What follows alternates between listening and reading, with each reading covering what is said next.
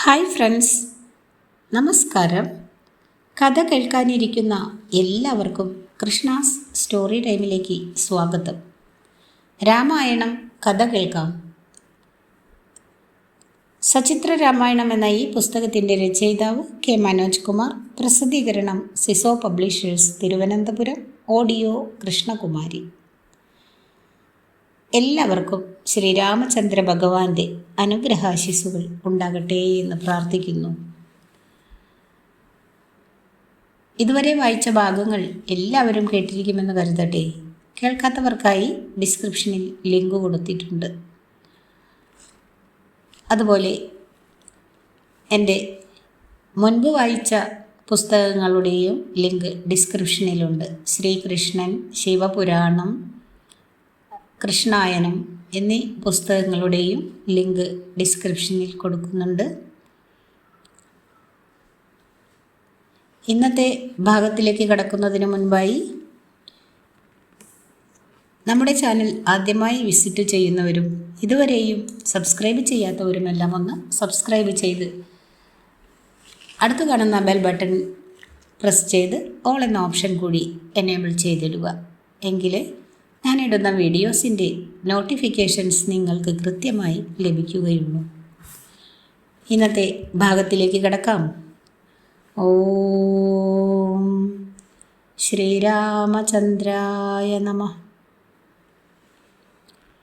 സീതാപഹരണം. സീതയുടെ നിർഭയമായ വാക്കുകൾ കേട്ട് രാവണൻ കൈകൾ കൂട്ടി തിരുമ്മി. മായാവിയായ രാവണൻ്റെ ശരീരം വലുതായിക്കൊണ്ടിരുന്നു. 20 കൈകൾ കൊണ്ടും സീതയെ വാരി ഞൊടിയിടയ്ക്കുള്ളിൽ വിമാനത്തിൽ കയറ്റി ആകാശത്തിലേക്ക് ഉയർന്നു. സീതയാവട്ടെ കഴിയുന്നത്ര ഉച്ചത്തിൽ രാമലക്ഷ്മണന്മാരെ വിളിച്ചു കരഞ്ഞു. വനദേവതമാർ അത് കണ്ട് ഭയന്ന് നാലുപാടും ഓടി. രാവണൻ തന്നെ ബലമായി പിടിച്ചു കൊണ്ടുപോകുന്ന വിവരം കഴിയും വേഗം രാമനെ അറിയിക്കണമെന്ന് ദേവി ഗോദാവരിയോടും വനദേവതമാരോടും എല്ലാ ജീവജാലങ്ങളോടും വിളിച്ചപേക്ഷിച്ചു. ഈ സമയം ഒരു വൃക്ഷത്തിൻ്റെ മുകളിലിരുന്ന ജടായുവിനെ ദേവി കാണാനിടയായി.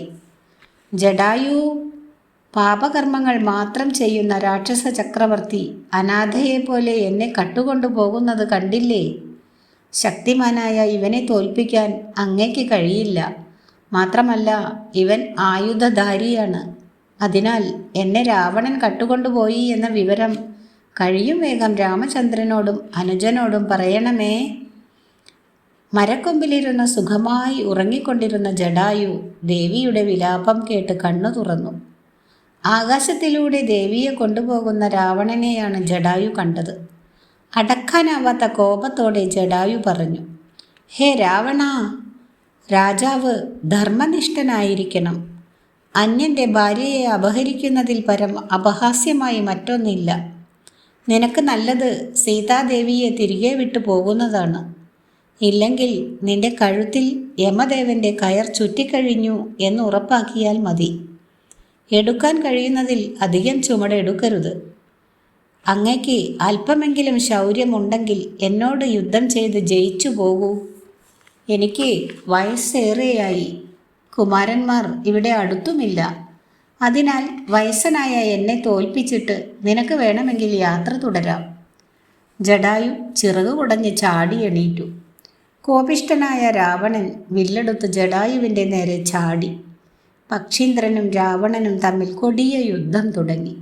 ജടായു രാവണൻ്റെ വില്ലുകൾ ഓരോന്നായി ഒടിച്ചുകൊണ്ടേയിരുന്നു. ദശാനനൻ്റെ ശരീരമാസകലം മുറിവേറ്റു. സൂതനെയും തേർ വലിച്ചിരുന്ന കുതിരകളെയും അടിച്ചു കൊന്നു. തേര് നാമാവശേഷമായി. അതോടെ രാവണൻ ഭൂമിയിലിറങ്ങാൻ നിർബന്ധിതനായി. അത്രയുമായിട്ടും രാവണൻ സീതയെ ഒക്കത്തുനിന്നും താഴെ നിർത്തിയില്ല. വീണ്ടും ആകാശത്തിലേക്ക് ഉയർന്ന് യാത്ര തുടരാനായിരുന്നു രാവണൻ്റെ ഭാവം. ജടായു പിന്നാലെ ചെന്ന് അവനെ തടഞ്ഞു നിർത്തി.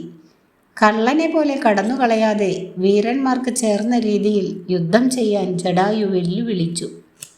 രാവണൻ്റെ പുറത്തേക്ക് ചാടിക്കയറി മുടി പിഴുതെടുത്തു. നഖങ്ങൾ കൊണ്ടും കൊക്കുകൊണ്ടും രാക്ഷസന്റെ ശരീരമാസകലം ആഴത്തിലുള്ള മുറിവുകളുണ്ടാക്കി. വേദന താങ്ങാനാവാതെ രാവണൻ പെട്ടെന്ന് പുറകോട്ട് തിരിഞ്ഞ് വലത്തെ കൈ വീശി ജടായുവിനെ ആഞ്ഞടിച്ചു. വീരനായ ജടായുവാകട്ടെ അല്പം പോലും പതറാതെ രാവണൻ്റെ 10 കൈകൾ പറിച്ചെടുത്തു. അത്ഭുതമെന്ന് പറയട്ടെ, ആ കൈകളെല്ലാം തന്നെ അതാത് സ്ഥലത്ത് മുളച്ചു വരികയും ചെയ്തു. ക്രുദ്ധനായ രാവണൻ വാളെടുത്ത് ആ പക്ഷീന്ദ്രൻ്റെ ചിറകും കാലും വെട്ടിക്കളഞ്ഞു. ജടായു അതോടെ ഭൂമിയിലേക്ക് വീണു. ദുഃഖം താങ്ങാനാവാതെ സീതാദേവി ഓടിച്ചെന്ന് ആ പക്ഷിശ്രേഷ്ഠനെ കെട്ടിപ്പിടിച്ച് കരഞ്ഞു. അപ്പോഴേക്കും രാവണൻ പിന്നാലെ എത്തി സീതയെ പിടിക്കാനാഞ്ഞു. ദേവിയാകട്ടെ പേടിച്ച് അടുത്തുള്ള മരത്തിൽ കെട്ടിപ്പിടിച്ചു നിന്നു. പിന്നാലെ വന്ന രാക്ഷസൻ ദേവിയുടെ മുടിക്കുത്തിൽ പിടിച്ച് പിന്നോട്ട് വലിച്ച് ആകാശത്തിലേക്ക് ഉയർന്നു. ഈ സമയം സീത വാവിട്ട് നിലവിളിച്ചുകൊണ്ട് രാമലക്ഷ്മണന്മാരെ തിരഞ്ഞു. കാറ്റുകൊണ്ട് അവരുടെ മുടിയിൽ ചൂടിയിരുന്ന പൂക്കൾ ഒന്നൊന്നായി താഴോട്ട് വീണുകൊണ്ടിരുന്നു. ഈ അവസരത്തിൽ ഒരു കാലിലെ നൂപുരവും കഴുത്തിലണിഞ്ഞിരുന്ന ചന്ദ്രഹാരവും താഴേക്ക് ഊർന്നു വീണു. ആകാശത്ത് നിന്ന് ദേവന്മാർ ഇതെല്ലാം കാണുന്നുണ്ടായിരുന്നു. ലോകരഹസ്യമെല്ലാം അറിയാവുന്ന ബ്രഹ്മാവ് മാത്രം ഇത് കണ്ട് സന്തോഷിച്ചു. രാവണന് വരാൻ പോകുന്ന ആപത്തിനെക്കുറിച്ച് അദ്ദേഹത്തിനാണല്ലോ മറ്റാരേക്കാളും അറിയാവുന്നത്. ഈ അവസരത്തിൽ സീത രാവണനെ വീണ്ടും ഭർത്സിച്ച് സംസാരിച്ചു. ആരും അടുത്തില്ലാത്ത തക്കം നോക്കി നിരാശ്രയയായ സ്ത്രീയെ തട്ടിക്കൊണ്ടുവരുന്നത് ശൂരത്വമല്ലെന്ന് ദേവി പറഞ്ഞു. വീരന്മാർക്ക് ചേർന്നതല്ല അത്. അല്പനേരം അവിടെ നിന്നാൽ ഖരദൂഷണന്മാർക്ക് സംഭവിച്ചതു തന്നെ രാവണനും സംഭവിക്കുമെന്ന് സീത ഓർമ്മിപ്പിച്ചു. കാമാന്ധനായ രാവണൻ അതൊന്നും ചെവിക്കൊള്ളാതെ വായുവേഗത്തിൽ ലങ്കയിലേക്ക് പാഞ്ഞുപോയി. വനത്തിനു മുകളിലൂടെയുള്ള യാത്രക്കിടയിൽ താഴെ 5 വീരന്മാർ ഇരിക്കുന്നത് സീതയുടെ കണ്ണിൽപ്പെട്ടു. പെട്ടെന്നൊരു ഉപായം ദേവിക്ക് തോന്നി. തൻ്റെ ചില ആഭരണങ്ങൾ അവൾ താഴേക്ക് ഇട്ടുകൊടുത്തു. ഒരുപക്ഷെ രാമചന്ദ്രൻ തന്നെ അന്വേഷിക്കുന്നതിനിടയിൽ അവ കണ്ടെത്തിയേക്കാമെന്ന് സീത പ്രത്യാശിച്ചു. സീതയെയും രാവണനെയും താഴെ ഇരുന്നിരുന്ന വാനരന്മാർ ഇതിനകം കണ്ടുകഴിഞ്ഞിരുന്നു. അവർക്കെന്തെങ്കിലും ചെയ്യാൻ കഴിയുന്നതിനു മുൻപ് തന്നെ രാവണൻ പമ്പ കടന്നിരുന്നു.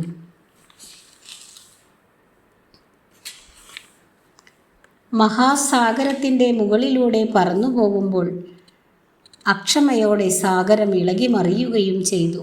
നിമിഷങ്ങൾക്കകം സീതയെയും കൊണ്ട് രാവണൻ ലങ്കാപുരിയിലെത്തി. ദുഃഖവും മയക്കവും ഒത്തുചേർന്ന സീതയുടെ ബോധം ഇതിനകം പാതി നഷ്ടപ്പെട്ടിരുന്നു. പിശാചിനികളെപ്പോലെ ചുറ്റും വന്നു നിന്ന രാക്ഷസികളോട് ദശാനനൻ ആജ്ഞാപിച്ചു. എൻ്റെ സമ്മതമില്ലാതെ ആരും ഇവളെ കാണരുത്. ആവശ്യപ്പെടുന്നതെന്തും കൊടുക്കണം. അമൂല്യങ്ങളായ വസ്ത്രങ്ങളും ആഭരണങ്ങളും ഇഷ്ടം പോലെ നൽകണം. അറിഞ്ഞോ അറിയാതെയോ സീതയ്ക്ക് ഇഷ്ടമില്ലാത്ത ഒരു വാക്കും ആരും പറയരുത്. അതിനുശേഷം പുറത്തു വന്ന രാവണൻ രാക്ഷസ പ്രമുഖന്മാരെ വിളിച്ച് ചില നിർദ്ദേശങ്ങൾ കൊടുത്തു. രാക്ഷസ സേനാപതികളെയും പടയെയും നശിപ്പിച്ച രാമനോട് പകരം വീട്ടുകയാണ് ഇനി തങ്ങളുടെ ലക്ഷ്യമെന്ന് രാവണൻ അവരോട് പറഞ്ഞു.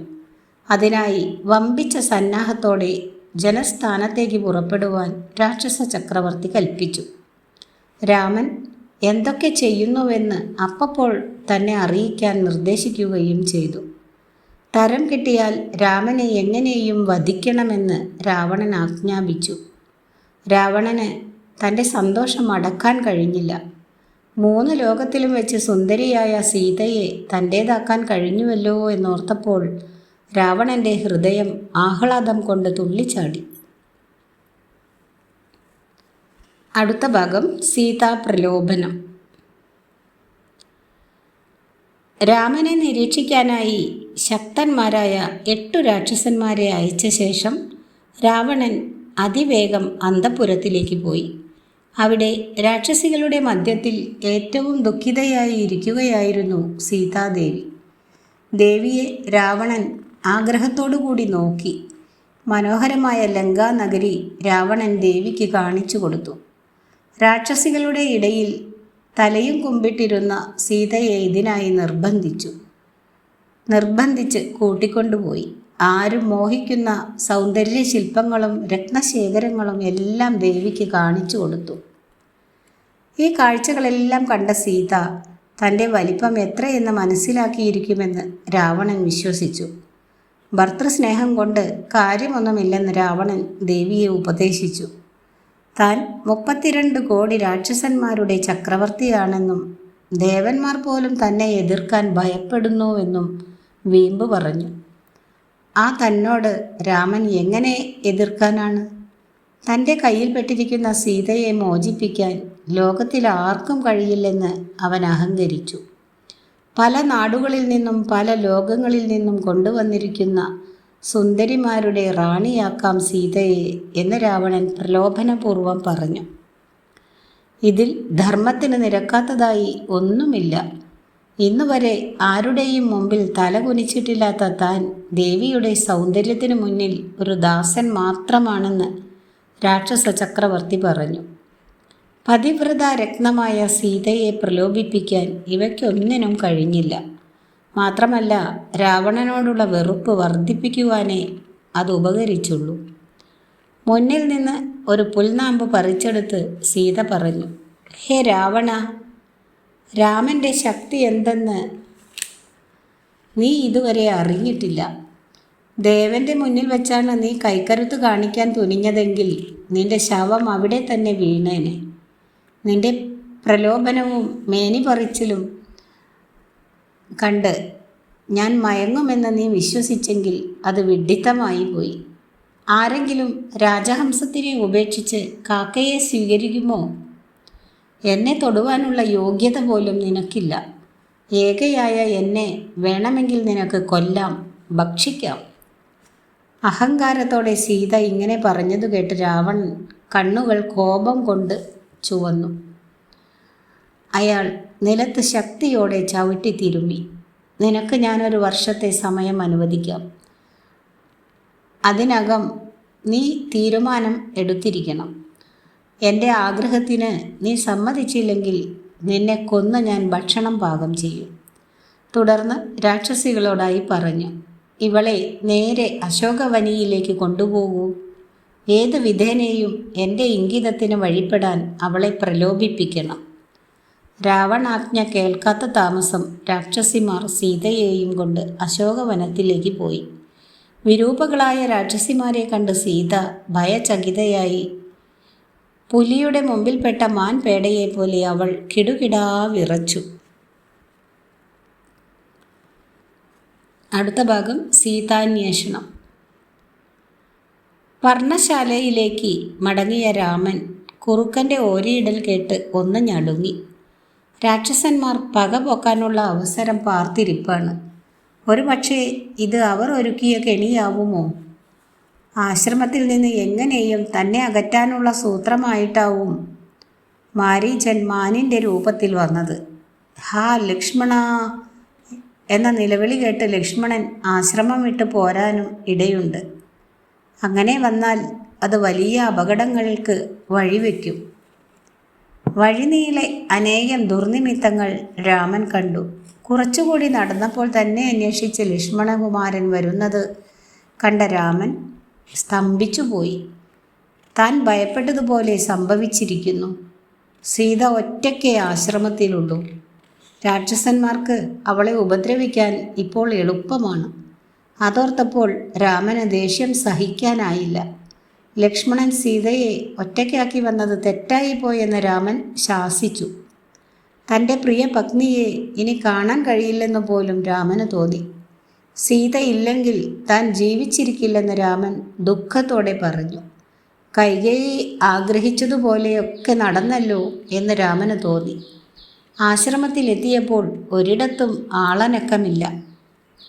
രാമൻ്റെ ഇടതു കണ്ണും കൈയും ആ സമയം തുടിച്ചു. എന്തോ ഒരാപത്ത് വരുന്നതായി രാമൻ്റെ മനസ്സ് പറയുന്നത് പോലെ തോന്നി. രാമൻ്റെ വിഷമം കണ്ട് ലക്ഷ്മണൻ തൻ്റെ നിരപരാധിത്വം വെളിപ്പെടുത്താനാഞ്ഞു. തന്നെ തെറ്റിദ്ധരിക്കരുതെന്നും സീതയുടെ ആവശ്യപ്രകാരമാണ് ജ്യേഷ്ഠനെ തിരക്കി താൻ ഇറങ്ങിത്തിരിച്ചതെന്നും ലക്ഷ്മണൻ പറഞ്ഞു. മാരീചൻ്റെ മുറവിളി കേട്ട് രാമൻ്റെ ശബ്ദമാണെന്ന് ധരിച്ച് സീത തന്നോട് രാമൻ്റെ സഹായത്തിനായി ഓടിയെത്താൻ ആജ്ഞാപിച്ചെന്നും ലക്ഷ്മണൻ പറഞ്ഞു. അതിനുശേഷം സീത പറഞ്ഞ പരുഷമായ വാക്കുകൾ പൊട്ടിക്കരഞ്ഞുകൊണ്ട് ലക്ഷ്മണൻ വിവരിച്ചു. അവയൊന്നും തന്നെ രാമനെ തൃപ്തനാക്കിയില്ല. സങ്കടം കൊണ്ട് അതും ഇതും പറയുന്ന സ്ത്രീകളുടെ വാക്കുകേട്ട് ഒരിക്കലും പ്രവർത്തിക്കരുതെന്നും ലക്ഷ്മണനെ ഉപദേശിച്ചു. ഗുരുകൽപ്പന മറന്ന് പ്രവർത്തിച്ചത് അങ്ങേയറ്റത്തെ തെറ്റായി പോയെന്നും രാമൻ ഓർമ്മിപ്പിച്ചു. രാമൻ്റെ സംശയം പല വഴിക്കായി. സീത നേരം പോക്കിനായി ആശ്രമ പരിസരത്തിൽ എവിടെയെങ്കിലും ഒളിഞ്ഞിരിക്കുകയാണോ എന്ന് സംശയിച്ചു. വല്ല പൂവോ കായോ പറിക്കാനായി വെളിയിൽ എവിടെയെങ്കിലും പോയതാണോ? അതോ രാക്ഷസന്മാർ കട്ടുകൊണ്ടു പോയിരിക്കുമോ? ഒരു വേള അവൾ കൊല്ലപ്പെട്ടിരിക്കുമോ? രാമൻ അക്ഷരാർത്ഥത്തിൽ തെല്ല് ഭ്രാന്തനെ പോലെയായി. സീതയെ വിളിച്ച് അങ്ങുമിങ്ങും ഓടി നടന്നു. ചില നേരം സീത ദൂരെ നിൽക്കുന്നതായി തോന്നി. അവിടേക്ക് ഓടിച്ചെല്ലും. പെട്ടെന്ന് സ്വബോധം തിരിച്ചു കിട്ടി അവിടെ നിന്ന് വിലപിക്കും. അതിശക്തന്മാരായ ബന്ധുക്കൾ ഉണ്ടായിട്ടും ദേവി അനാഥയെപ്പോലെ ആയല്ലോ എന്നോർത്ത് രാമൻ്റെ ഹൃദയം തകർന്നു. സീതയെ രാക്ഷസന്മാർ കൊന്നിരിക്കുമെന്നോർത്ത് സീതയെ സീതയെ എന്ന് വിളിച്ച് പൊട്ടിക്കരഞ്ഞു. രാമൻ്റെ ദുഃഖം കണ്ട് ലക്ഷ്മണൻ ജ്യേഷ്ഠനെ എങ്ങനെ ആശ്വസിപ്പിക്കണമെന്നറിയാതെ കുഴങ്ങി. ദണ്ഡകാരണ്യം മുഴുവൻ സീതയെ വിളിച്ചവർ അലഞ്ഞു തിരിഞ്ഞു. ഒരിടത്തും ദേവിയെ കണ്ടെത്താൻ അവർക്കായില്ല. രാമൻ നിരാശനായി. വനവാസം കഴിഞ്ഞ് മടങ്ങുമ്പോൾ ജനക മഹാരാജാവിനോട് താൻ എന്തു മറുപടി പറയും? പുത്രവിയോഗം ആ വൃദ്ധന് എങ്ങനെ താങ്ങുവാൻ കഴിയും? ഇല്ല, തനിക്ക് അയോധ്യയിലേക്ക് മടങ്ങാനാവില്ല. ലക്ഷ്മണൻ മാത്രം അയോധ്യയിലേക്ക് മടങ്ങിയാൽ മതി എന്ന് രാമൻ അനുജനോട് പറഞ്ഞു. തൻ്റെ ദുരന്ത കഥകൾ അമ്മ കൗസല്യയോട് പറയണമെന്നും രാമൻ ലക്ഷ്മണനോട് അപേക്ഷിച്ചു. ആപത്തിൽപ്പെട്ടിരിക്കുമ്പോൾ ഒരിക്കലും ധൈര്യം ഉപേക്ഷിക്കരുതെന്ന് രാമനെ ലക്ഷ്മണൻ ഉപദേശിച്ചു. അങ്ങനെ അവർ സീതയെ വിളിച്ച് വിലപിച്ചു കൊണ്ടിരിക്കെ ഒരു മാൻകൂട്ടം അവരുടെ മുമ്പിലൂടെ കടന്നുപോയി. എൻ്റെ സീതയെ കണ്ടുവോ എന്ന് രാമൻ അവയോട് ചോദിച്ചു. മാനുകളാകട്ടെ മുകളിലേക്കും പിന്നീട് തെക്കോട്ടും നോക്കി അല്പനേരം നിന്നു. അതിൻ്റെ പൊരുൾ മനസ്സിലാക്കിയ കുമാരന്മാർ തെക്കു പടിഞ്ഞാറെ ദിക്കിനെ ലാക്കാക്കി നടന്നു തുടങ്ങി. ആ യാത്രക്കിടയിൽ സീതയുടെ തലയിൽ നിന്ന് ഊർന്നു വീണ പൂക്കൾ തറയിൽ ചിതറിക്കിടക്കുന്നത് അവർ കാണാനിടയായി.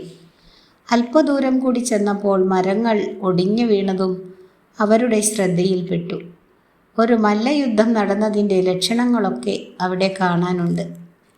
ഏതോ രാക്ഷസന്മാർ സീതയ്ക്ക് വേണ്ടി യുദ്ധം ചെയ്തതാകുമെന്ന് അവർ ധരിച്ചു.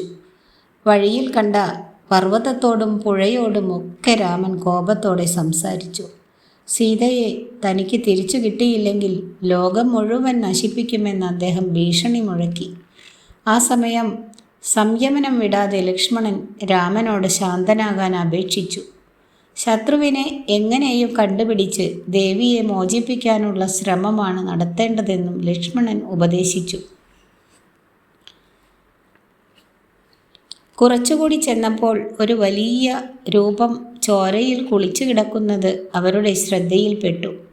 സീതയെ ഭക്ഷിച്ച ശേഷം തളർന്ന് മയങ്ങുന്ന രാക്ഷസനാണ് അതെന്ന് രാമൻ ധരിച്ചത്. മരണം കാത്തുകിടന്ന ജടായു ആയിരുന്നു അത്.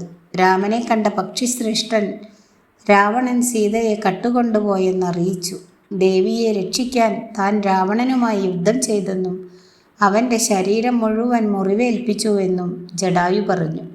ചന്ദ്രഹാസം കൊണ്ട് തൻ്റെ ചിറകും കാലും വെട്ടിക്കളഞ്ഞതായി ജടായു അറിയിച്ചു.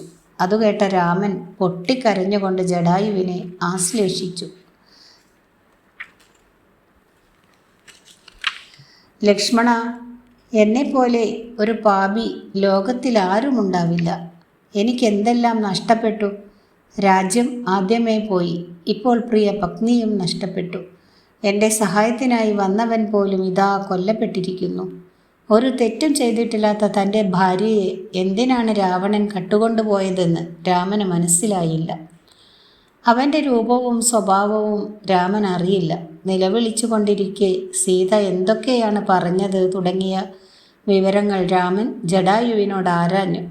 മരണത്തിൻ്റെ വായിൽ കിടന്നിരുന്ന ജടായു ഞരക്കം പോലെയുള്ള ശബ്ദത്തിൽ ഉണ്ടായ വിവരമെല്ലാം രാമനോട് പറഞ്ഞു. രാവണൻ ആകാശത്തിലൂടെയാണ് സീതയെ കൊണ്ടുപോയത്. തെക്കോട്ടുള്ള യാത്രക്കിടയിൽ സീത നിലവിളിച്ചു കൊണ്ടിരുന്നു. സീതയെ വീണ്ടെടുക്കുവാൻ അങ്ങേക്ക് കഴിയും. ജ്യോതിഷമനുസരിച്ച് നഷ്ടപ്പെട്ട മുതൽ അതിൻ്റെ ഉടമയ്ക്ക് മടക്കി കിട്ടുമെന്നാണ് വിധി. അത്രത്തോളം പറഞ്ഞപ്പോഴേക്കും തീരെ അവശനായ ജടായു രക്തം ഛർദ്ദിച്ചു. തല നേരെ നിൽക്കാതെ തറയിലേക്ക് വീണു. കണ്ണുകൾ കൂമ്പിയടഞ്ഞു. ശക്തിയായി ഒന്ന് പിടഞ്ഞു. പിന്നെ ചലനമറ്റു വീണു. പിതാവിൻ്റെ സുഹൃത്തായ ജടായുവിൻ്റെ വിയോഗം രാമനെ കൂടുതൽ ദുഃഖിതനാക്കി. ആ ജഡത്തിൽ കെട്ടിപ്പിടിച്ച് ജടായു സ്വർലോകം പോകുമെന്ന് രാമൻ ആശംസിച്ചു. തനിക്ക് വേണ്ടി ജീവത്യാഗം ചെയ്ത പക്ഷീന്ദ്രനെ വിധിയനുസരിച്ചുള്ള കർമ്മങ്ങൾ ചെയ്ത് സംസ്കരിക്കണമെന്ന് ലക്ഷ്മണനോട് ആജ്ഞാപിച്ചു.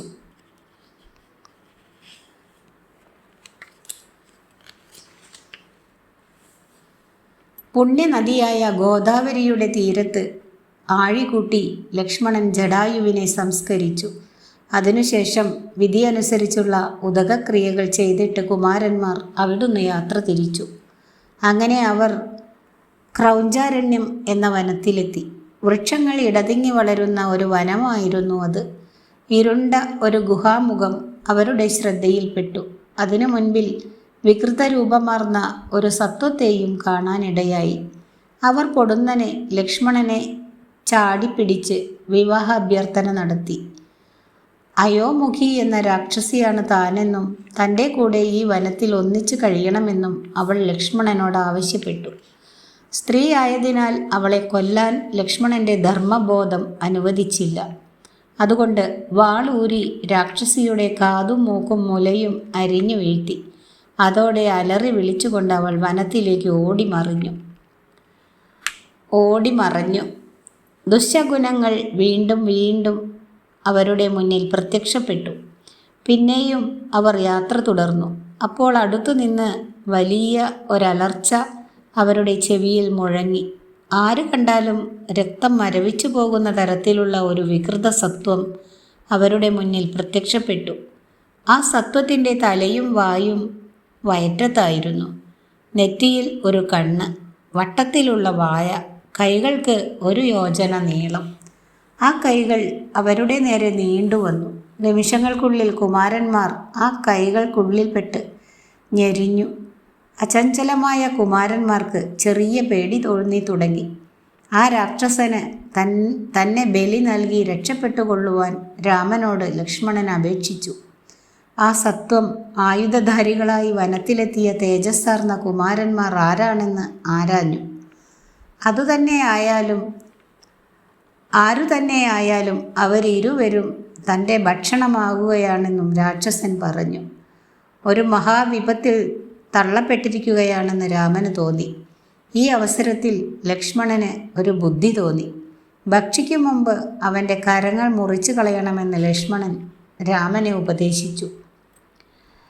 ഇതു കേട്ടതും കോപിഷ്ഠനായ രാക്ഷസൻ വായ് പിളർത്തിക്കൊണ്ട് അവരെ വിഴുങ്ങാനായി അടുത്തു. ഒട്ടും താമസിക്കാതെ രാമൻ വലതുകരവും ലക്ഷ്മണൻ ഇടതുകരവും വെട്ടിമാറ്റി. വേദന കൊണ്ട് അലറി വിളിച്ച രാക്ഷസൻ നിങ്ങൾ ആരാണ് എന്ന് വീണ്ടും ചോദിച്ചു. ലക്ഷ്മണൻ തങ്ങൾ ആരാണെന്ന് ആ സമയം വെളിപ്പെടുത്തി. അത് കേട്ട് രാക്ഷസൻ ഇങ്ങനെ പറഞ്ഞു. ദശരഥ നന്ദനരെ, നിങ്ങളെ കണ്ടെത്തിയത് എൻ്റെ ഭാഗ്യമാണ്. എൻ്റെ പേര് ധനു എന്നാണ്. പരമസുന്ദരനായിരുന്ന ഞാനൊരിക്കൽ പ്രാകൃത രൂപം പൂണ്ട് സന്യാസിമാരെ ശല്യപ്പെടുത്തി. ആക്രമണത്തിൽ സ്ഥൂലശിരസ് എന്ന മഹർഷിയെയും ഞാൻ വേദനിപ്പിച്ചു. കോപിഷ്ഠനായ മഹർഷി എന്നെ ശപിച്ചു. നീ എക്കാലവും ഇതേ രൂപത്തിൽ തന്നെ ആയിരിക്കട്ടെ എന്നായിരുന്നു ആ ശാപം. അല്പസമയത്തിനു ശേഷം അദ്ദേഹം എനിക്ക് ശാപമോചനവും നൽകി. രാമലക്ഷ്മണന്മാർ എൻ്റെ കൈകൾ വെട്ടി ജഡം സംസ്കരിക്കുന്ന അന്നെനിക്ക് പഴയ രൂപം തിരിച്ചു കിട്ടുമെന്ന് മഹർഷി അരുളി ചെയ്തു. വളരെ കാലം ഞാൻ തപസ്സു ചെയ്തു. ബ്രഹ്മാവിൽ നിന്ന് വരം നേടിയെടുത്തു. അദ്ദേഹം എനിക്ക് ദീർഘായുസ് വരമായി നൽകി. അഹങ്കാരം മുഴുത്ത ഞാൻ ദേവേന്ദ്രനോട് എതിരിട്ടു. വജ്രായുധം ഏറ്റ് എൻ്റെ തലയും ഉടലും ഒന്നായി തീർന്നു. എന്നെ കൊല്ലണമെന്ന് ഇന്ദ്രനോട് അപേക്ഷിച്ചു. ബ്രഹ്മവരത്തെ കരുതി ഇന്ദ്രൻ അത് ചെയ്തില്ല. തലയില്ലാത്ത എനിക്ക് ജീവിക്കാനായി ദേവേന്ദ്രൻ അനുഗ്രഹിച്ചു നൽകിയതാണ് നിങ്ങൾ അരിഞ്ഞിട്ട ഈ 2 കൈകൾ. രാമദേവ, ഞാൻ അങ്ങയെ സഹായിക്കാം. കുമാരന്മാർ എന്നെ ദഹിപ്പിക്കണം. കബന്ധൻ തൻ്റെ കഥ ഇങ്ങനെ വിവരിച്ചു. അതുകേട്ട രാമൻ തൻ്റെ ദുർവിധിയും കബന്ധനോട് പറഞ്ഞു. രാവണനെ അന്വേഷിക്കാൻ തൻ്റെ പൂർവ്വസ്ഥിതിയിലെത്തിയാൽ തനിക്ക് കഴിഞ്ഞേക്കുമെന്നും കബന്ധൻ പറഞ്ഞു. കുമാരന്മാർ ധനുവിനെ ദഹിപ്പിച്ചു. അഗ്നിക്കൊപ്പം ധനു പൂർവ്വരൂപത്തിൽ പ്രത്യക്ഷപ്പെട്ടു. ബാലി എന്നും സുഗ്രീവനെന്നും പേരായ 2 വാനര വീരന്മാരുണ്ടെന്നും അവർ യഥാക്രമം ഇന്ദ്രൻ്റെയും സൂര്യൻ്റെയും പുത്രന്മാരാണെന്നും ധനു വെളിപ്പെടുത്തി. വളരെ നാളുകളായി അവർ തമ്മിൽ മത്സരത്തിലാണ്.